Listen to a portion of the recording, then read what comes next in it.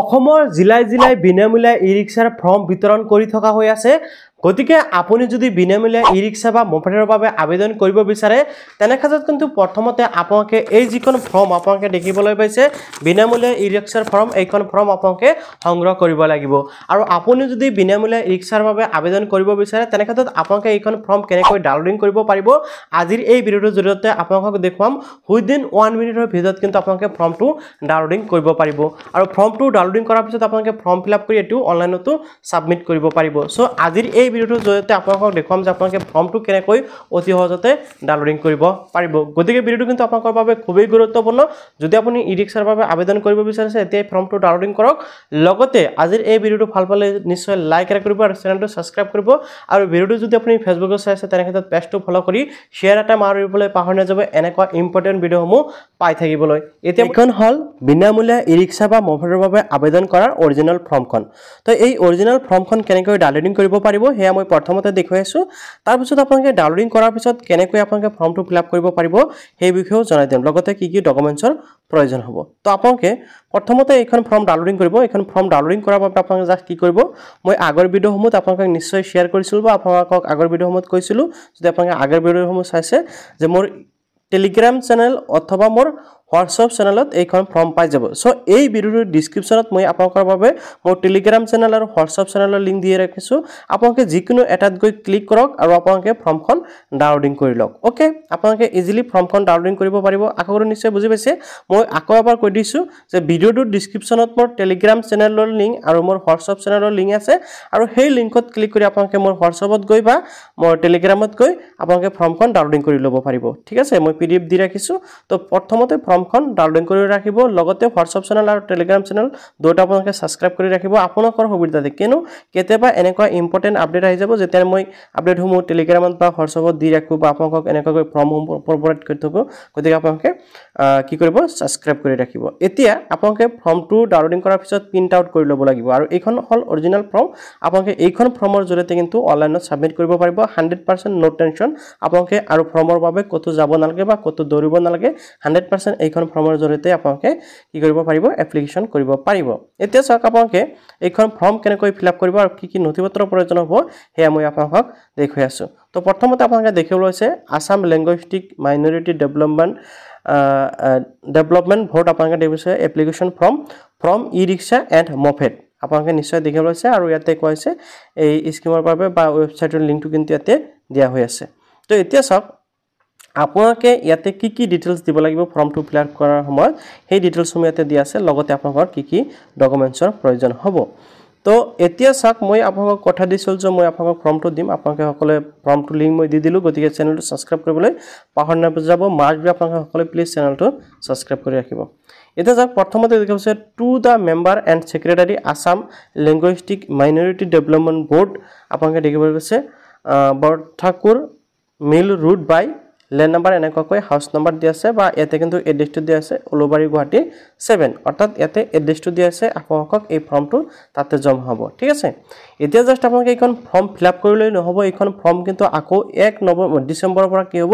অনলাইনত সাবমিট কৰিব লাগিব গতিকে অনলাইনত ফৰ্মখন কেনেকৈ সাবমিট কৰিব পাৰি সেই বিষয়ে জানিবলৈ আপোনালোকে চেনেলটো সাবস্ক্ৰাইব কৰি ৰাখিব অথবা কিন্তু আপোনালোকে বুজি নাপাব যে ফৰ্মটো ফিলআপ কৰিলে এতিয়া ক'ত জমা দিম আপোনালোকে বহুতে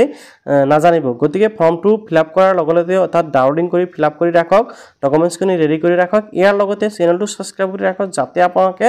জানিব পাৰে কেনেকৈ ফৰ্মটো আপোনালোকে অনলাইনত আপলোড কৰিব লাগিব ওকে আপোনালোকে সকলে চেনেলটো সাবস্ক্ৰাইব কৰিবলৈ পাহৰি নাযাব আপোনালোকৰ সুবিধাৰ্থে এতিয়া চাওক আপোনালোকে দেখিবলৈ পাইছে যে আপোনালোকে ফৰ্মটো কেনেকৈ ফিলআপ কৰিব লাগিব এক নম্বৰত আছে টিক অনলি অন দা ফ্লোয়িং অৰ্থাৎ আপোনালোকে যিকোনো এটা টিক লগাব লাগিব আপুনি ই-ৰিক্সাৰ বাবে বা মহাপেৰৰ বাবে যিটোৰ বাবে আপোনালোকে আবেদন কৰিব বিচাৰে তাৰে যিকোনো এটা ইয়াতে কি কৰিব লাগিব টিক লগাই দিব লাগিব আপোনালোকে ই-ৰিক্সা বা মপেড যিকোনো এটাৰ বাবে আবেদন কৰিব পাৰিব এটা আছে name in full block letter অৰ্থাৎ আপোনাৰ নামটো দিব লাগিব যাৰ বাবে আপোনালোকে আবেদন কৰিব সেইজনৰ নাম কিন্তু প্ৰথমতে দিব লাগিব আৰু ব্লক লেটাৰত অৰ্থাৎ ডাঙৰ হাতৰ আখৰত আপোনালোকে দিব লাগিব এতিয়া আছে 3 নম্বৰত এড্ৰেছত আপোনালোকে সকলোৱে জানে প্ৰথমতে আপোনালোকৰ গাঁৱৰ নাম বা আপোনালোকৰ টাউনৰ নামটো দিব তাৰ পিছত ইয়াতে আপোনালোকৰ পিও অৰ্থাৎ আপোনালোকৰ পোষ্ট অফিসৰ নাম আপোনালোকে দিব লাগিব তাৰ পিছত আছে পিএস অৰ্থাৎ আপোনালোকৰ থানাৰ নাম দিব তাৰ পিছত development block town committee municipal বা ভোটাৰৰ নাম আপোনালোকে দিব লাগিব ঠিক আছে আপোনালোকৰ ব্লকৰ নাম আৰু যদি আপোনালোকে টাউনত থাকে তেনে ক্ষেত্ৰত টাউন কমিটিৰ নাম বা মিউনিচিপাল বোৰ্ড যেটো আছে সেই বোৰ্ডৰ নাম আপোনালোকে দিব লাগিব ঠিক আছে আপুনি গাঁৱত থাকিলে আপোনালোকৰ ব্লকৰ নাম দিব লাগিব এতিয়া তাৰ পিছত আহিছে আপোনালোকৰ ডিস্ট্ৰিক্টৰ নামটো দিব লাগিব আৰু ইয়াতে পিন নাম্বাৰটো আপোনালোকে বহাই দিব দেন আপোনালোকে হাই গ'ল ইয়াতে চাওক আপোনালোকে দেখিবলৈ আছে আপোনালোকৰ মোবাইল নাম্বাৰ দিব লাগিব এইসমূহ ডিটেইলছ আপোনালোকে সকলোৱে বুজি পায় মোবাইল নাম্বাৰটো দিব লাগিব আধাৰ কাৰ্ডৰ নাম্বাৰটো দিলে তাৰ পিছত আপোনালোকে ইয়াতে ফাদাৰ্স বা হাজবেণ্ডৰ নাম অৰ্থাৎ দিব লাগিব গাৰ্ডিয়ান নাম আপোনালোকে দিব লাগিব 6 নম্বৰ যেটো অপচন আছে সেই অপচনত তাৰ পিছত 7 নম্বৰত দেখিবলৈ আছে এডুকেশ্যন কোৱালিফিকেশনটো ইয়াতে দিব লাগিব 8 নম্বৰত আছে অদাৰ কোৱালিফিকেশন ইফ এনি যদি আপোনালোকৰ অন্য কোনো ধৰণৰ যোগ্যতা আছে আপোনাৰ কিবা কাম জানে সেইসমূহ আপোনালোকে ইয়াতে উল্লেখ কৰিব পাৰে ওকে তাৰ পিছত 9 নম্বৰত আছে এজ অন 1 জানুৱাৰী 2025 অৰ্থাৎ আপোনালোকৰ 2025 জানুৱাৰী হিচাপে আপোনালোকৰ বয়স কিমান আছে এই বয়সটো আপোনালোকে ইয়াতে দিব লাগিব age proof document to be include applicant age should be between 25 to তো ইয়াতে স্যার আপোনাৰ বয়সৰ প্ৰমাণপত্ৰ কিন্তু দিবলৈ দিছে আৰু আপোনাৰ বয়স কিন্তু কি হৈছে 25 বছৰৰ ওপৰত হ'ব বুলি লাগিব বুলি ইয়াতে কৈছে আপোনালোকে জন্ম প্ৰমাণ হিচাপে আপোনালোকৰ আধাৰ কাৰ্ড বা আপোনালোকে বাৰ্থ সাৰ্টিফিকেট যিকোনো এটা ব্যৱহাৰ কৰিব পাৰিব ওকে এতিয়া চাওক আপোনালোকে কিন্তু 10 নম্বৰত দেখিছে document to be uploaded online টিক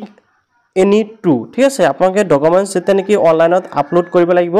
এতে কৈছে ডকুমেন্ট যেতে নেকি আপোনালোকে অনলাইনত আপলোড কৰিব লাগিব তাৰে ইয়াৰে যিকোনো দুটা আপোনালোকে ইয়াৰ পৰা সিলেক্ট কৰিব লাগিব অৰ্থাৎ আপোনালোকে অনলাইনত কোন দুটা ডকুমেন্ট সাবমিট কৰিব সেই হিচাপত কিন্তু আপোনালোকে আকৌ অনলাইনত ফৰ্মটো সেই হিচাপত আপোনালোকে ডকুমেন্টস আপলোড কৰিব লাগিব ইয়াতে সব পাঁচটা ডকুমেন্টসৰ কথা উল্লেখ কৰা আছে ইয়াৰ পৰা আপোনালোকে যিকোনো দুটা ডকুমেন্টস আপোনালোকৰ প্ৰয়োজন হ'ব তো প্ৰথমতে আধাৰ কাৰ্ড আপোনালোকৰ পৰ্তুকৰ পৰা আধাৰ কাৰ্ড আছে গতিকে আপোনালোকে আধাৰ কাৰ্ডটো সিলেক্ট কৰিব পাৰে যদি আপোনাৰ ভোটাৰ কাৰ্ড আছে ভোটাৰ আইডি সিলেক্ট কৰিব পাছৱৰ্ড আছে বাৰ্থ সাৰ্টিফিকেট আৰু এছএছএলসি এডমিট কাৰ্ড যদি আপোনালোকৰ মেট্ৰিক পাছৰ সাৰ্টিফিকেট আছে আপোনালোকে এটো সিলেক্ট কৰিব পাৰে আপোনালোকৰ আধাৰ কাৰ্ড আৰু ভোটাৰ কাৰ্ড ম্যাক্সিমাম মানুহৰ আছে গতিকে আপোনালোকে আধাৰ কাৰ্ড আৰু ভোটাৰ কাৰ্ডটো সিলেক্ট কৰি দিব ওকে এতিয়া তাৰ পিছত আহিছে 11 নম্বৰ মেৰিটিয়েল ষ্টেটাস আপুনি মেৰিট নে আনমেৰিট হেতু আপোনালোকে জাস্ট টিক লগাই দিব মেৰিট হলে মেৰিটত দিব আনমেৰিট হলে আনমেৰিটত দিব কোনো ধৰণৰ অসুবিধা নাই 12 নম্বৰত আছে ফ্যামিলিজ এনুৱেল ইনকাম অৰ্থাৎ আপোনালোকৰ পৰিয়ালৰ বাৰ্ষিক আয় কিমান হেতু আপোনালোকে ইয়াতে জাস্ট দিব লাগিব তো এতিয়া কিন্তু আপোনালোকৰ ইনকাম সাৰ্টিফিকেটটো নালাগে যেতিয়া নেকি আপোনালোকে মানে এলিজিবল হৈ যাব বা আপুনি লাভ কৰিব ই-ৰিক্সাখন তেতিয়া আপোনালোকৰ ইনকাম সাৰ্টিফিকেট লাগিব ইয়াতে জাস্ট আপোনালোকে লিখি দিয়ক 1,20,000 90,000 1 লাখ যি হয় আপোনালোকে আপোনালোকৰ মাহিলি ইনকাম বাৰ্ষিক ইনকামটো ইয়াতে দিব ইয়াতে কিন্তু ইনকাম সাৰ্টিফিকেটৰ প্ৰয়োজন নাই বুলি কৈছে যে no income certificate is required during online registration or what the application form only selected beneficiary will be have produce income certificate before receive the vehicle তো এতে কোৱা হৈছে আপোনালোকৰ ইনকাম সাৰ্টিফিকেটটো অনলাইন কৰাৰ সময়ত প্ৰয়োজন নাই যদি আপোনাৰ নামটো সিলেক্ট হয় ই-ৰিক্সাৰ বাবে বা ভেহিকলৰ বাবে তেতিয়া কিন্তু আপোনালোকে কি কৰিব লাগিব ইনকাম সাৰ্টিফিকেটখন দিব লাগিব গতিকে আপোনালোকে এতে কি কৰিব আপোনাৰ যিমান টকা হয় হেতু দিয়াৰ পিছত আপোনালোকে যেতেনেকে ইনকাম সাৰ্টিফিকেট বনাব সেম মানে এমাউন্টত ইনকাম সাৰ্টিফিকেটটো বনাব বাট আপোনালোকে অনলাইন কৰাৰ সময়ত ইনকাম সাৰ্টিফিকেটটো প্ৰয়োজন নাই আপোনালোকৰ ইনকাম সাৰ্টিফিকেট তেতিয়া প্ৰয়োজন হ'ব যেতেনেকে আপোনালোকে ই-ৰিক্সাখনৰ বাবে এলিজিবল হ'ব ওকে বা ই-ৰিক্সাখন আপুনি লাভ কৰিব তাৰ পিছত ষ্টেটিভ এনে প্ৰিভিয়াস বেনিফিট এনেকৈ কোৱা হৈছে তো আপোনালোকে নো কৰি দিব তাৰ পিছত ডেসক্ৰিপচনত আছে তো আপোনালোকে এখান দি দিব তাৰ পিছত ইয়াতে কোৱা হৈছে আপোনালোকে দেখিবলৈ আছে 14 নম্বৰ যেটো কলম আছে ইয়াতে জাস্ট আপুনি যাৰ বাবে আবেদন কৰিছে সেইজনৰ নাম আপোনালোকে দিব লাগিব ডিসক্লেমাৰত আপোনালোকে নামটো দিয়াৰ পিছত ডিক্লেৰেচন এটা দিয়াৰ পিছত তাৰ পিছত ইয়াতে মোবাইল নম্বৰ দিবৰ দিছে আৰু ইয়াতে চাওক আপোনালোকে ডেটটো দিব আৰু ইয়াতে তলত আপোনালোকে আছে ফুল সিগনেচাৰ অফ এপ্লিকেন্ট আপোনালোকে সিগনেচাৰ কৰিব যোনজনে আবেদন কৰিব ওকে এইখিনি আপোনালোকৰ কাম লগতে মই আপোনালোকক যিখিনি ডকুমেন্টছৰ কথা কৈছো আপোনালোকৰ আধাৰ কাৰ্ড ভোটাৰ কাৰ্ড এই দুটা থাকিলে আপোনালোকে ইজিলি ইয়াতে